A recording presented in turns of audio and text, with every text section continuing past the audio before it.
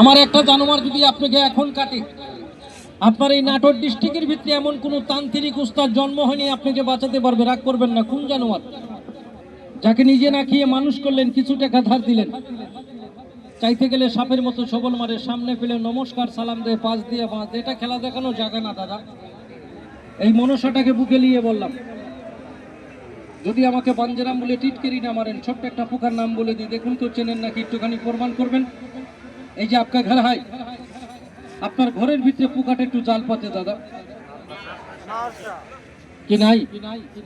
2-1 ঘন্টা সময় দিলাম, আপনি একটুখানি মাকড়সার জালটাকে টান দিয়েছেন, এই বাঞ্জেরা মাদির মতো মানি বেগে রাখেন, দোকানে রাখেন, বাসায় রাখেন। যদি আপনার হওয়া কাজে বাধা না হয়, বাড়িতে অশান্তি না হয়, ব্যবসার ফিল্ডটা নষ্ট না হয়, শুভ কাজে বাধা না থাকে, নাটোর কোর্টে স্টেশনে যদি আপনার সাথে দেখা হয়, একটু আশীর্বাদ করবেন, 10টা লোককে জানাবেন জয় মা মনসায়। আচ্ছা, এটা কি বিষাক্ত সাপ? কি বিষাক্ত? কি সাপ বলেন? না ভাই, এটাকে কিং কোবরা বলা যাবে না ভাই, এটাকে খাতারনাক কোবরা বলা হয়। কিং কোবরাটা আলাদা দাদা, যেটা বীজ ছুঁড়ে মারে। এটার বসবাস হলো বিলে বিলে বিলে। এটার দাবুর যে খাইছে বছরে কয়দিন, একদিনই ঠেলায় বুঝে ফেলাইছে।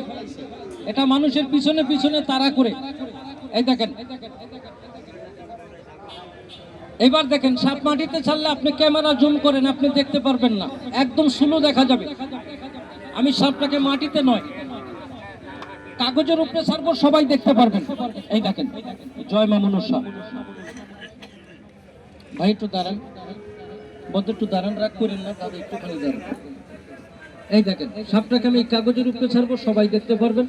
1 হাত করে জায়গা, একটুখানি আগিয়ে আসেন, ভয় নাই দাদা।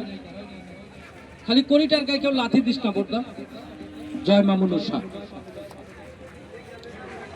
আর যদি আমাকে এ ভাই আপনি সোজা হন,